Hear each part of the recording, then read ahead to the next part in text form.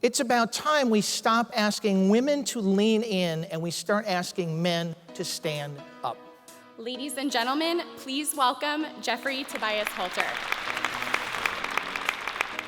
Shoes, women's shoes. What do women's shoes have to do with engaging men in women's leadership advancement? First, they represent discomfort. Certainly for me at this moment, but more importantly, they represent the discomfort that men have in even wanting to talk about women's differences in the workforce. When asked, 28% of men, roughly 1 in 4, said gender bias is real, but 1 in 2 women, literally 50% of women, said gender bias is still alive today. And so we have to go back and talk about these dynamics. Because anytime you add women to the mix, you get unparalleled business results. Women are the economy of the United States. $7 trillion, larger than the economy of India and China combined. 83% of all consumer purchases made in this country are by women. In fact, women buy more men's underwear than men do. Think about that one for a minute. Women influence 70% of car purchases. And yet in 120 years, car manufacturers have not figured out what to do with a woman's purse, other than put it on the passenger side seat. And you know what happens. You hit the brake and your entire world goes flying out in front of you.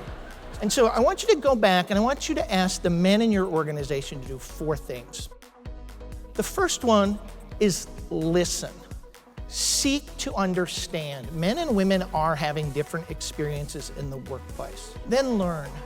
Deepen your knowledge. 10,000 boomers a day are leaving the workforce. Women are getting 60% of the master's degrees and 58% of the bachelor's degrees. 85% of new entries into the workforce are women and minorities. And so change is coming. Now it's time to lead.